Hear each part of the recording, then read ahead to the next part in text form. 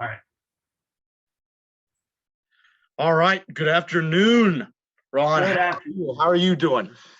Doing all right. You know, we got some nice, interesting technology to cover, don't we, today?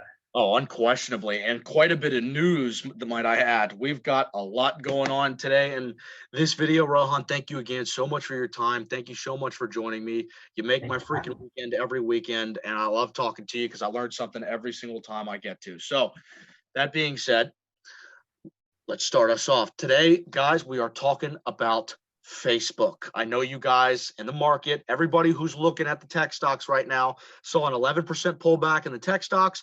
And what? We hit about an 18% floor, I hope, in Facebook, which is unbelievable. That's a huge pullback for a major tech stock, right? For FANG specifically. So we're going to cover a little bit about why that happened. Rohan, if you please. So not just why that happened, we'll get into all of the news, but we're going to get into some fundamentals and technicals as well. Let's start it off with a CNBC article from Jim Cramer. He said this on a video. I'm going to play the first 15 seconds for you guys. Helping your clients plan for retirement seems very complex. Well, Nationwide's easy-to-use resources cut through complexity, so I can spend more time helping my clients. Well, that's great, because the Greens retired and we do care about our clients. We do. Yeah. We do. This is not a plug for Nationwide, I promise. The blowback is real. It's different this time. I think that these documents, forget the actual whistleblower, the documents are pretty devastating because precisely what she said. You either have to be a single source of truth these days, or you go for power. They went for power. We haven't even talked as much as we should about Apple opt-in, opt-out. Yes. For the club. You can pause the video. Yeah. Right. So as you guys heard, Jim Cramer, you know, every single time Facebook has had some sort of event like this, it has bounced back, right? And undoubtedly so, the technical analysis, historical price data will show that Facebook has bounced back. However, Jim Cramer thinks that this time is different. He thinks that the documents that have come to light, he thinks that the whistleblower and the circumstantial evidence that whistleblower brings is undoubtedly enough to sink Facebook. However, Clayton and I don't seem to think so. We think that this is just one of those events where Zuckerberg is just going to put his money where his mouth is and things are just going to go smoothly. What do you think, Clayton? Well, I couldn't agree with you, and I'll keep this quick so you can go over the rest of your articles. But I honestly, guys, you got to understand, Cramer's got something to gain for everything that comes out of his mouth. He's got one of the largest platforms for the market and for market sentiment, market information that you can have, right? Everybody who gets into trading, gets into investing, knows anything about the stock market, knows anything about Wall Street or CNBC, knows who Cramer is, period. So, guys, you have to understand that there's an agenda in place always. Also, I guarantee you the last time that Zuckerberg was dealing with this crap and all the lawsuits and everything, and I'm not saying that this isn't real. I'm not saying that Facebook is a perfect, flawless company. As a matter of fact, I don't know what it is that they do behind closed doors. That's not my focus here. I'm focused on investing in a company long-term that I know will do well. So that being said, Rohan's going to cover a little bit more, but last time all this happened and we had all these allegations, Facebook, everybody got super bearish on Facebook, and not even 3-4 months later, Facebook is right back to where it was. No problem. And guess where that was? All-time high territory. So let's go right to CNN Business to talk about what happened. Some of you guys probably might have been a part of it, right? Facebook apps were hit with a 2-hour disruption, right? WhatsApp, Instagram. It showed every single time you tried to refresh your feed that posts aren't available. Couldn't refresh feed. WhatsApp messages were not sending. People were in panic. We live in a social media driven age, and where people aren't able to access their social media, people start to get scared. What's going on here? Let me go to Snapchat to see what other people are thinking. Let me go to another platform to see what other people are saying. Let me go to Google to see what's going on here. So this is not a good look for Facebook. It's not the best of looks. This has happened before, probably on every single social media outlet.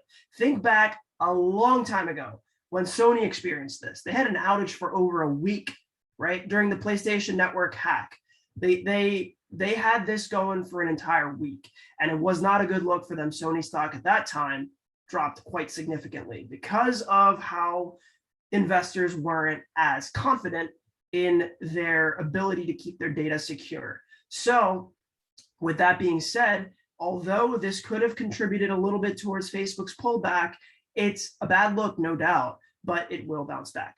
Let's go over to the Fox News article about the real news story this week. And that's the whistleblower.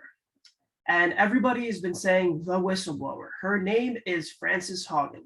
And she testified in front of a Senate committee saying that Facebook prioritizes data collection, profits, and revenue over its own employees, over the teenagers that use Facebook and Instagram.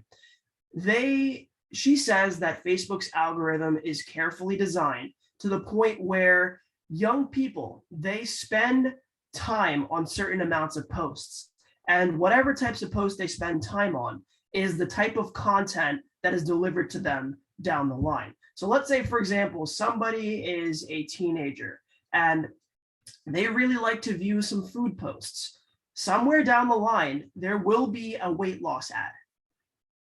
That's the type of insight, that's the type of algorithm that she claims, quote unquote, claims that Facebook has within their arsenal. So, I've seen it firsthand. I go on Amazon and I look up, a bike. Let's say I want to search for a mountain bike because I want to go biking on a mountain.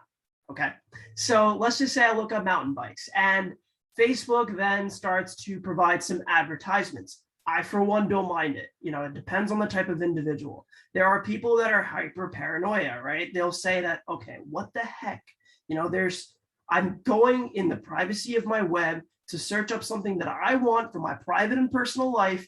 And then all of a sudden, all I can see is that. That troubles me. That worries me. That's something that a lot of people are plagued with.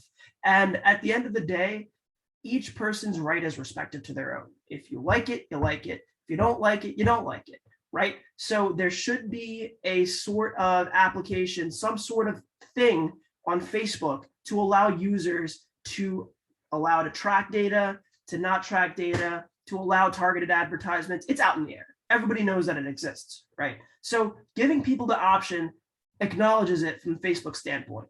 It shows them that, okay, yes, we are doing this, but you have the option to opt out of it. It's just one thing.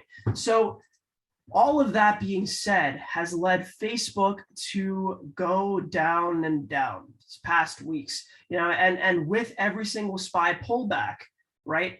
With every SPY pullback, Facebook was magnified. With every SPY, bounce back, it was also magnified, which means that its volatility was experiencing lots of volatility. Let's go right into the statistics section over here on Yahoo Finance. And I must say, looking at the statistics here, it's magnificent. It's absolutely brilliant.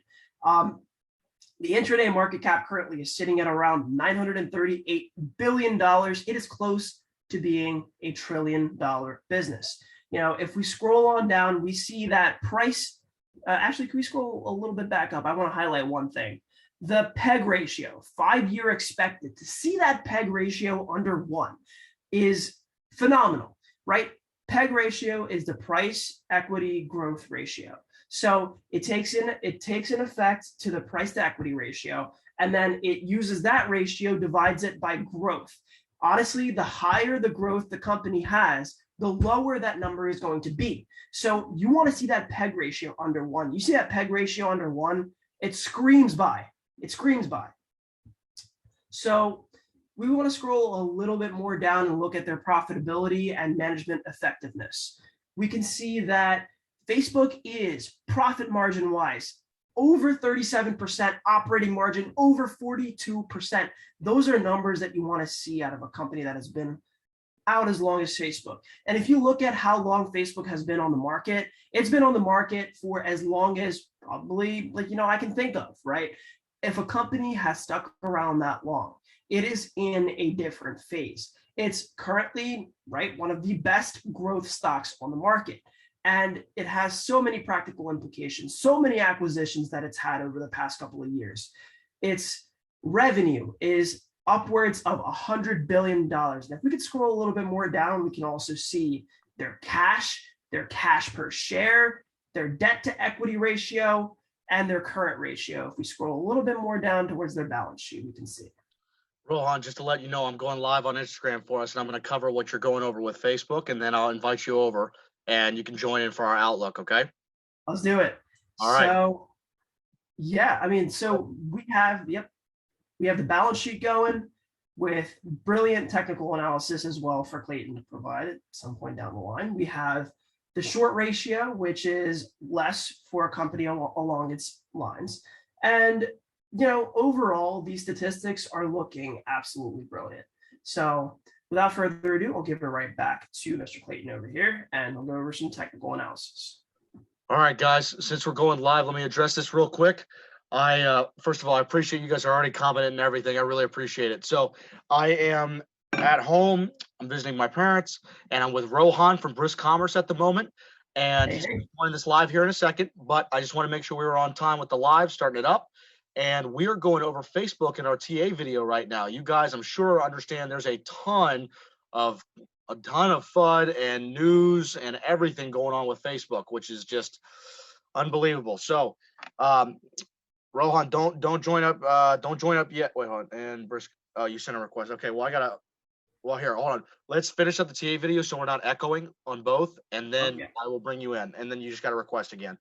So that's what we're going over, guys. Here, I can flip my camera here for you all to see. I think I can. Here we go. Yeah. All right. So I'm just on my laptop here, and Rohan, this fine-looking gentleman right here. Look at that boy. Oh. Hey. So I'm on the laptop here. Had to go mobile. So we're looking at, Rohan, want to go over one more time what it is that we're looking at from top to bottom? Yeah, sure. So we're going over the tech behemoth Facebook. Now, a lot of you guys, you know, obviously use Facebook. You are on a device right now, and you are using an application sponsored by Facebook, right? So it's extremely evident in our lives how important Facebook is. So we're going over the news that just happened. We're going over some fundamental analysis, and the technical master himself, Clayton, will go over some TA. Yes, sir. Yes, sir. I'm happy to do that. Guys, we covered a lot of great information with Facebook, and that's going to be in our TA video. So you guys got to make sure that you see it and take a look at it. If you're interested in Facebook as a whole, or if you're invested in it or looking at it for the long term, Zuckerberg is definitely watching us, unquestionably. That's funny. Yeah, Zuckerberg watches every move you guys make on his media platforms. You're literally on his babies, his demon love childs. So, all right, I'm going to go over to the TA side here. We're going to cover Facebook, and then we're going to give you guys the outlook of the week and a recap from this previous week, which we've got a lot to cover. And then I'll make sure I get Rohan in this so you guys can see him. You're not just looking at me. I know that's awful, but so I'll get him in. Right. We're going to go over the TA here real quick. I want to look at a higher time frame. Just going to cover a couple of quick things here. And let me move us out. Okay. So I'm looking here. I'm looking at the 180-day chart for Facebook, and I have a trend line drawn almost back 6 months from present day, almost 6 months back. This is a 380-day chart, biannual chart, 4-hour chart, and guys, we were in an unbelievable trend line for the longest time, as we were with the S&P 500.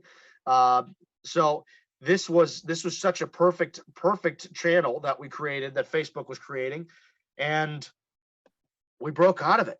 But that being said, every single time Facebook has removed itself from such a tight channel, Facebook recovers. And the only time that Facebook has ever gotten hit like this is either because of news such as lawsuits or a whistleblower or what have you, just general market noise and shit tech companies have to deal with all the time, or Facebook's falling because the broader market's falling. Of course, Facebook fell during COVID, right? SPY pretty much crashed during COVID. The S&P 500 got destroyed. FANG got destroyed. Everything did, right? So, and as a long-term investor, I spoke the GD Investments on our live call on Thursday, guys, he picked up Facebook, right? So did I. I've got equity. I've got leverage positions in Facebook. Now, mind you, a lot of my equity and a lot of my leverage positions are down. But guys, you got to understand that if you're buying these long-term tech companies, you got to follow what the street's telling you, right? What the big money, the smart money's telling you. And sometimes they're telling you that, oh God, Facebook's in such a bad spot right now. Yeah, give me a break. Look, the banks haven't changed their price targets. The banks have not adjusted their opinion, to my knowledge, on Facebook. And a lot of these companies still think Facebook's got no problem getting back up to $400 a share by the end of the year, or by 2022. By 2023. And I don't have any problem believing it at all. I don't. So I think Zuckerberg's going to be just fine. I think this is going to be a nice old sweep under the rug, if you will. And I think we're going to be moving forward. Rohan, you want to hop in the live with me? Let's do it. Let's conclude our live, our TA video over here, and we can join and give these guys something to talk about. Okay, all right. I'm going to stop sharing here. Rohan, thank you again so much for joining me in the TA video. Absolutely. We're about to get Liddy in the live. All right, let me stop. Here we go.